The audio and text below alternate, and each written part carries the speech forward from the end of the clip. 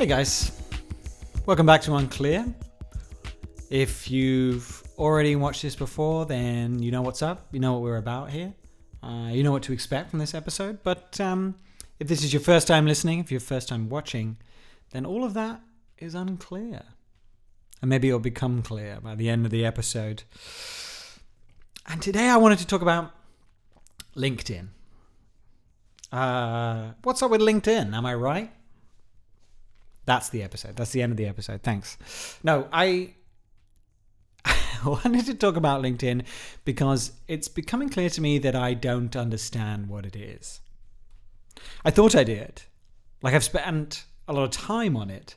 And especially in recent weeks and months, I've spent a lot of time on it, more than I would ever want to. But I think I don't know what it is. I think once upon a time, it was very clear to me. It stood out to me as a beacon of here's what the internet can do for our old ways, right?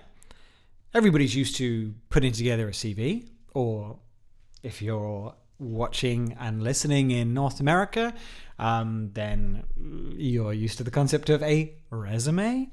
I always find it funny that Americans use a European word and Europeans, I guess, use Latin, but whatever. You're familiar with the concept of listing out your professional achievements, your education, bit of brief on yourself and putting it on a piece of paper, right? Once upon a time. And then we moved to sharing it around as a PDF. Thank you, digital revolution. And now, all of a sudden, comes along this website where we can have it as a list of achievements right there, clickable, interactive, hyperlinking us to companies and people we used to work with and all of these kind of things. And, enabling us to network, not a social network necessarily, but network in the way that we do professionally. But here it is codified, somewhat literally, online. And enabling us as a professional body to simplify and elevate maybe even the experience of getting, finding, celebrating, even losing jobs.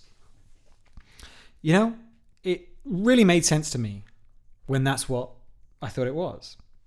And going back onto it in recent times, that's the very reason that I went back on there. I'll say, well, I'll update what I've done.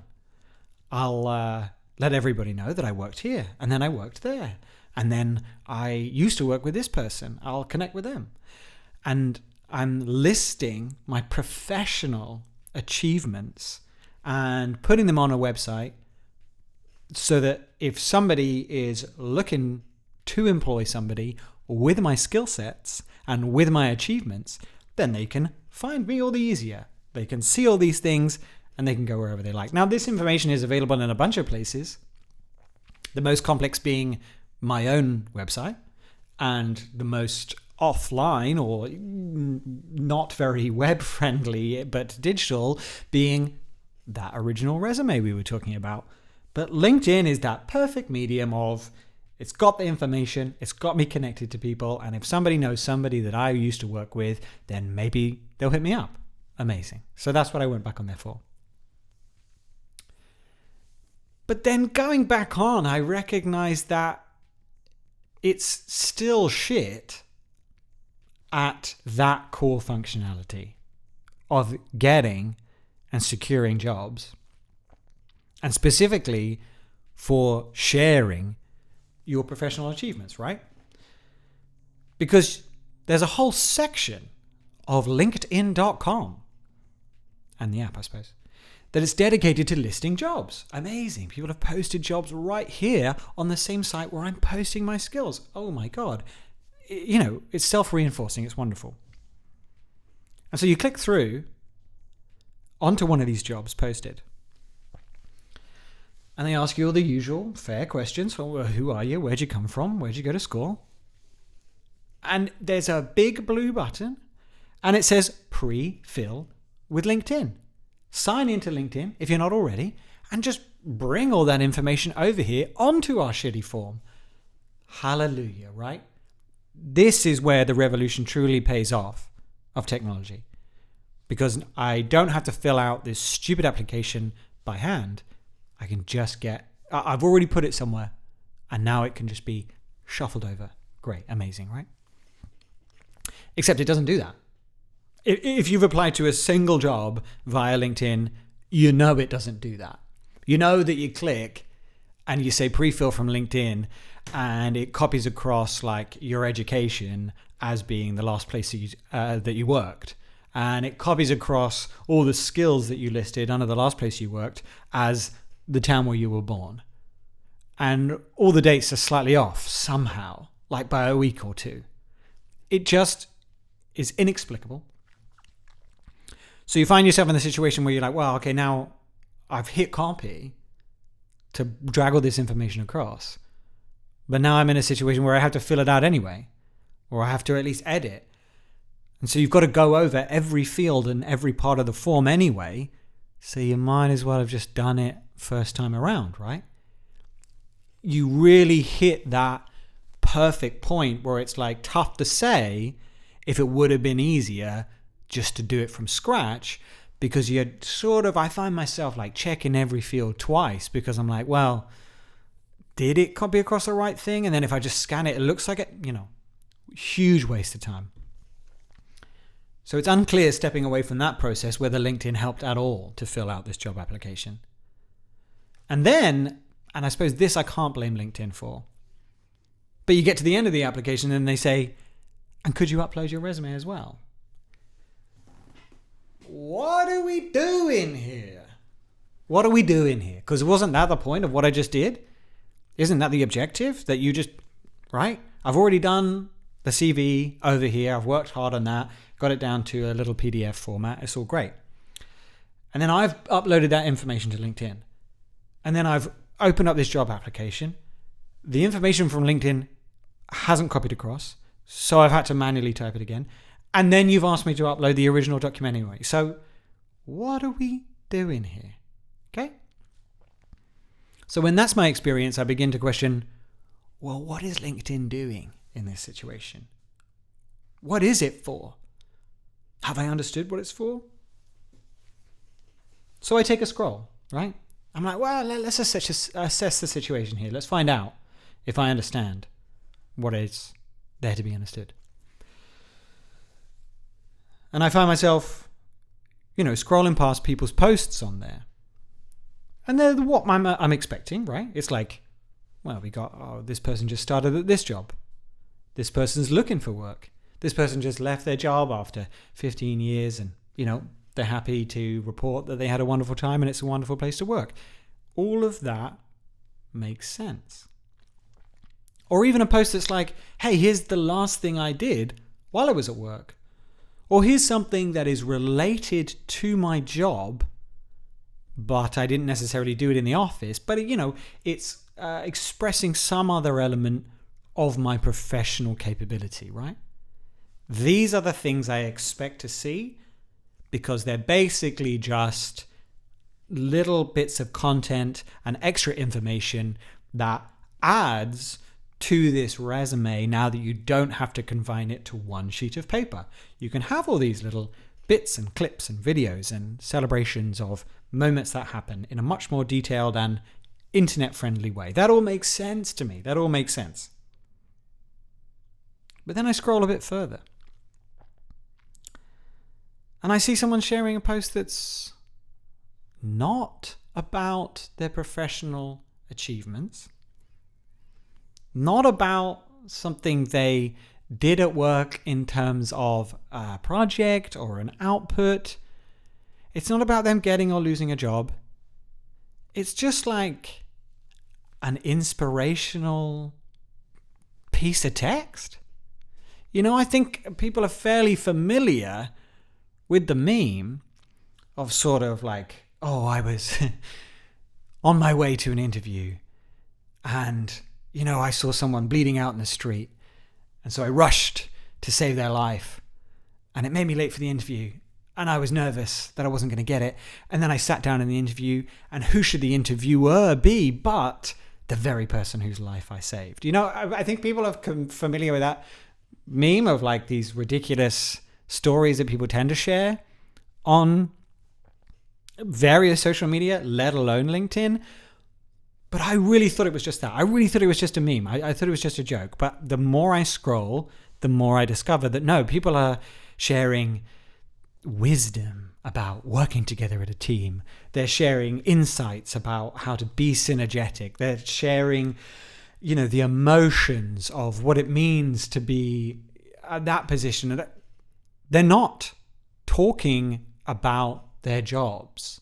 They're talking about, this other, much more ambiguous, very emotionally based kind of conversation about work that no one's really asked them to have. Like, I can understand, maybe, I've been to a fair few conferences in my time, and I can understand the idea of someone speaking professionally about how to lift morale, about how to face challenges, about how to build teams, right? I can understand why they would share that, or maybe on stage somewhere that a bunch of people have, bought expensive tickets to come and see them talk about how to rally the team. I've sat in the audience and watched many of those talks, right? But why are they on LinkedIn? Because you've got a job and no one's paying you to share this story, and you're not presenting in the same way where there's a group of people come to hear you talk about how you faced a challenge. You're just telling a story on LinkedIn, a very emotional story about challenges in the workplace and opportunity knocking, and very sort of, I don't want to say boomerish, but I just did, kind of energy that sort of smacks of when, those inspirational sort of posters that you might see in an office, again, being parodied in a TV or a film or whatever, where it's sort of like, the cat hanging from the thing, and it's like, hang in there, we can all do this as a team. Like, why are you taking time out of either your social or your professional life to put this on this website? It's really unclear to me why people are motivated to do that. But again, saying that people have these stories and people share them online, and people share them on stage, why should I begrudge them sharing them online, right? I can see how it's vaguely related to what you're talking about. And maybe it's a heartwarming story or it's a tear-jerking story and you want to share it and you've got a post box. Great. I don't get it, but I can understand maybe the connection. And then I scroll a bit further and I see people sharing stories not about their professional achievements, not about their new job, not about their old job, not an emotional story of team building or, working against adversity or achieving in dreadful circumstances or bonding. But take, for example, we've just had a terrible humanitarian incident in Turkey and Syria with the earthquakes, and people are sharing that on LinkedIn. And that's when I really get confused, because I'm like, wait. Why are you sharing this here? This is a news story. It's not related to your job. It's not related to your work. It's not related even to the industry you're in. You don't know anybody in Turkey or Syria or anywhere affected by the earthquakes. You're just sharing a story, a news story. A news story that can be found on, wait for it, a news website, right? And I can understand why those kind of stories get shared on like Facebook or Instagram or Twitter or Reddit, right? Because those are all social media sites that have no other purpose except people talking to each other about what's happening in the moment or what's happening in their own lives. Those are the express purposes of all those other services, right? Because they're social media. And so what I'm beginning to discover is that LinkedIn is a social media website. And that to me is profoundly confusing, because it was not that long ago that I and everyone else was strongly encouraged to separate the social media output, which is, depicting us at our most social media, having fun with our friends, with our family, concerned about Turkey, putting ourselves out there online, just like I am now. That's what those sites are for. And it was important to separate that part of your life from your professional life. And so LinkedIn was the website where you get to share in a similar way, but crucially, very distinctly, the professional parts of yourself that you want to put online in that same kind of fashion, right? So when did that change? Because now what I'm seeing is that people are simply sharing and putting things online and speaking with a tone of voice that is absolutely of social media in its most social, unprofessional sense. But they're doing it here on LinkedIn, which is a website for professionals and a website about jobs and a website about work. So I have absolutely no idea when or why that happened. Because why, if I'm still using LinkedIn for what I still believe to be its intended purpose, which is finding work, finding people to work with, if I'm looking up what's going on with this particular person that I might want to work with, why do I want to see that they're sharing stories about Turkey or any other humanitarian disaster or any other thing that is not expressly about them and their professional achievements, right? I'm just failing to understand now what the purpose of LinkedIn is. So I keep scrolling out of desperation, out of an attempt to find out. And I stumble across, I think, the worst of it all. I stumble across, it's been a rough year for a lot of people in work. But especially in my industry of tech, we are looking at like tens of thousands of people being let go by some big corporation every freaking week at this stage.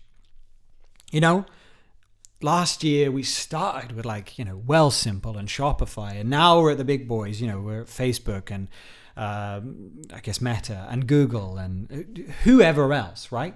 But people are just dropping like flies. And it's hard to get work, and it's hard to be in this industry. And it's probably, I would suggest, very hard to get started in this industry. But here's what I wouldn't recommend, which is what I saw, which is a junior developer. They're just getting off the ground. Maybe they were out of school or maybe they were out of boot camp. I wasn't sure. But they're expressing not even frustration at this, or not even looking for professional advice on this, just the raw emotion of this. Oh, it sucks so much. I just don't know how to get into work. I just keep finding doors slammed in my face. This sucks so much. And I'm reading this. I don't know this person, so the algorithm has decided that I should see this. And I don't even know this person, but I have been a person who employs people. And so it is feasible to imagine that this person might cross my feed one day when I'm in a position to employ them. And I see this post and I go, nope, there's no fucking way that I would employ you. like, it seems to be that, maybe I'm showing my age here and showing my antiquity, but to be so unprofessional as to share on a public platform specifically targeted for networking and connecting to other professionals and other people in your industry, to specifically share that you're sad, that you're frustrated, that you're mad, that you're upset. Like I'm doing it right here, right? I'm doing it in this medium. I have no plans to share this on my resume. And that's what you're doing, isn't it? When you're sharing something on LinkedIn, as I'm saying, aren't you putting it at the top of your CV? So again, as an employer, if I come to your page, if you apply to work for me, with me, whatever, and I am looking at your LinkedIn page, and the first thing I see is your latest post, which is you being upset and not having confidence in yourself and being downtrodden and acting as if, there's just nowhere to turn and I don't know where to go in life. Like, all of those are valid feelings and emotions, and it's worth expressing them to your fucking friends in private, offline. If you want to share them online, choose a medium that isn't expressly for connecting with other people, right? So I don't understand why I'm seeing this emotional post from this person. I don't understand what they think it's doing, what they think it's doing to help their position, or where they learnt that there should be no social filter on the things you say in a professional context. Because, I don't know, I feel like I learned that lesson early on, and I know I've been working for a long time, but damn. But it somehow got worse. On the same post, the same thing, this emotional outburst from this young junior developer trying to get a foothold in the industry and evidently failing, was a bunch of people giving advice. And this advice was pretty good. We had take the time to do this, bolster your portfolio by trying that. Teach yourself some other skills in the same field, so you can turn up to day one of whatever job you do get, ready to go, lots of good advice. But the top commented, top shared, most liked, best bit of advice on this person's post was a lengthy description of how and why and the importance of becoming a LinkedIn presence. This person was saying, listen, the only way to distinguish yourself from the crowd, the only way to be head and shoulders, is to have a shit ton of followers on LinkedIn, to post daily on LinkedIn, to have a wide variety of content on LinkedIn.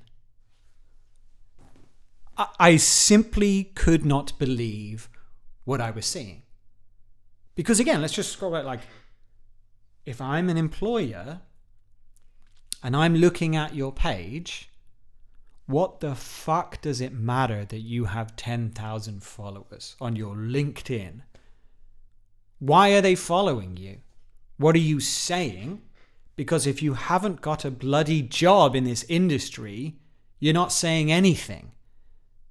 You're just coming at it from a completely theoretical, young, inexperienced viewpoint. And I don't find that to be of value. And I don't find that 10,000 people following you when you're saying nothing of value adds value to what you're saying, right? And yet, here was this person with a shiny profile picture with lots of and in their bloody bio, all of the things that they did, multifaceted human being, multi-hyphenated human being,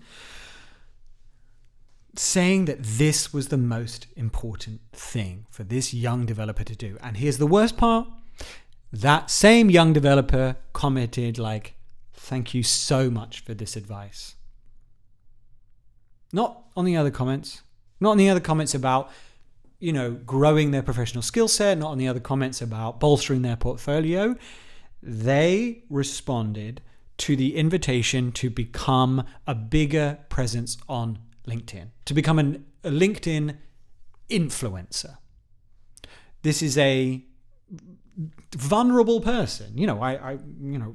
That's a big word, but this is a person who is being easily led in a position of being on the back foot, wanting a job, not being able to find a job, looking for answers, that kind of vulnerable.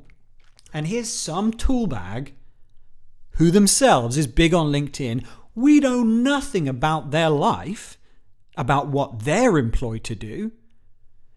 And they've shared a piece of advice, and this vulnerable, in that sense, person has said, "Thank you, I'll do that."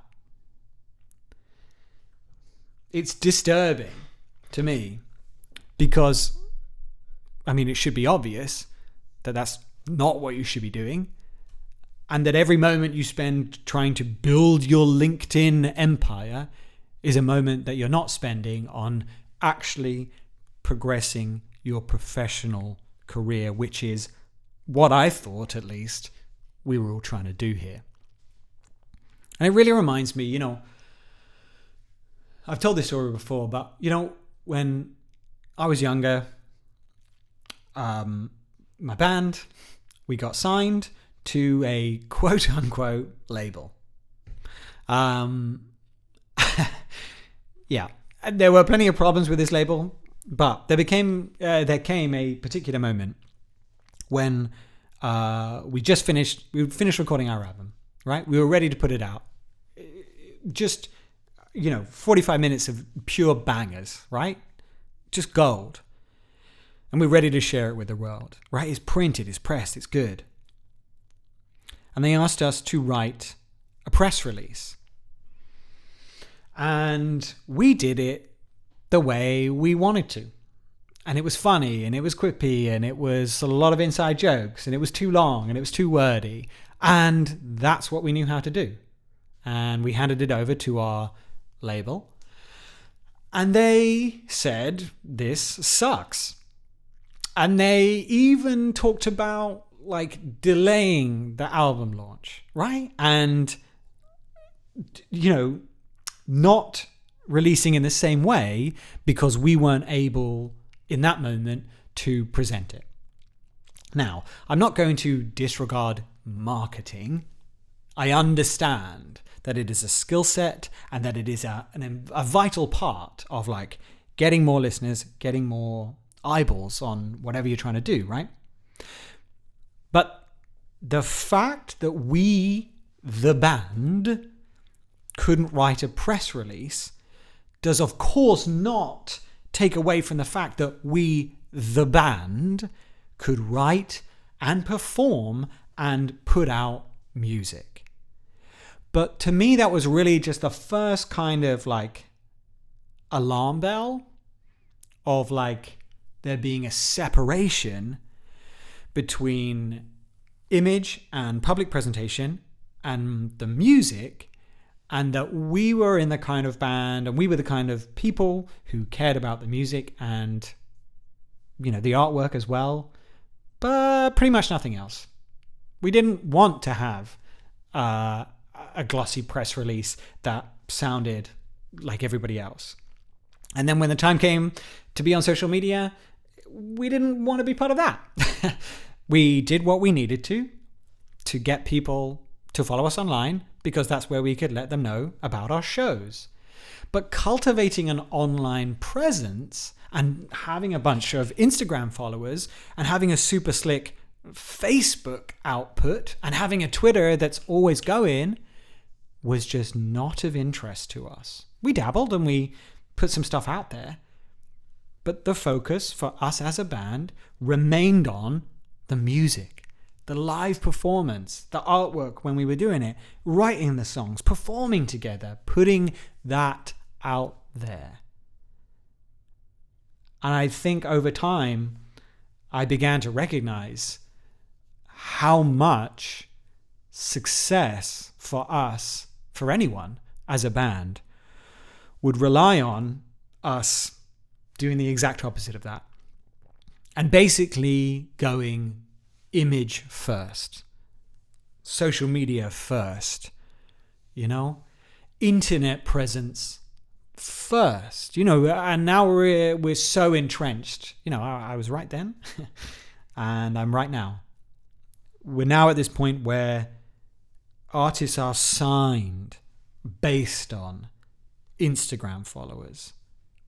Songs are put onto Spotify playlists based on internet presence. It's vital for a band to be well put together, well presented, well oiled, slickly put online, and have that visual and sort of stylistic and sort of even fashion-based package altogether, almost to the point, I would argue, that the music is inconsequential.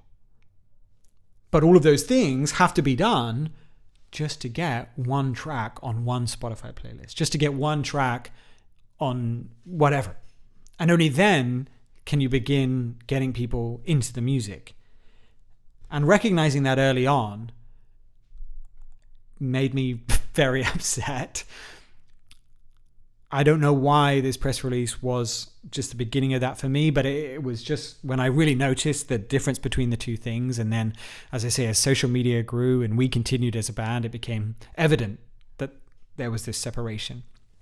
I mean, it's always been the case that there's pictures and movies and imagery and marketing aspects of a band. But I do believe it to be the case that in my lifetime, or at least in my musical career, quote unquote, it has become more and more and more image-based, more and more presentation-based. And again, the music becomes secondary. And it's, made me question, well, what is the point? What is the industry? What is this thing that I'm trying to get into? And I really thought that only creative output like that would be impacted by this kind of like social media led credibility. And here I am on LinkedIn, updating my skill set and seeing where other people in my industry are at with theirs. And I've discovered that this absolute sickness of the mind has overtaken seemingly all other professions as well. At least the ones that, I know and the people in my network are in on this website. Because here, literally written in black and white, is one influencer telling a young professional that the most important thing they can focus on to be successful, to be noticed, to be good at their job, is actually to be an influencer first. I just think it's so depressing. I think it's so incorrect. It just devalues anything, because of course all of that is so, the nature of establishing an image and establishing a following like that is that it's like surface level and very presentational. And the nature of any creative output is that it has merit in and of itself. So that's why it feels upsetting about music. But certainly in a more mundane, less creative professional output, surely what you are able to do, what your actual talents are, surely that's still the most important aspect. And No. In short, no. I'm discovering that that's not the case. And so I find myself, wanting for those internet points. I find myself thinking about, how do I appear online? And I went on LinkedIn just to update my resume and let people know that I've done this and done that. And now I find myself thinking, do I need a ring light? How can I take better pictures of me coding so I can put them on my LinkedIn? How can I be a thought leader in web development so that LinkedIn likes what I'm doing and maybe that will get me a job? I want to leave with a question of, as I see a lot of shit on Instagram, on wherever, and it's really slickly put together, like presents for a band. And I'm like, it's pretty slickly put together. And I check out their song, just one song. I click through, go to Spotify, and it's shit, right? So we're talking about style with no substance. And I am now deeply fearful of that being the case now in these other professional walks of life, where these younger professionals are focused on their online presence. They're hired based on their online presence. And then day one in the job, they have nothing to offer. That to me is more disturbing. More disturbing than mass layoffs, more disturbing than a whole bunch of other problems with the industry and with employment right now, is that if we are employing people based on how they seem to be online, then we're in a seriously dire situation. And that's what I think the problem is.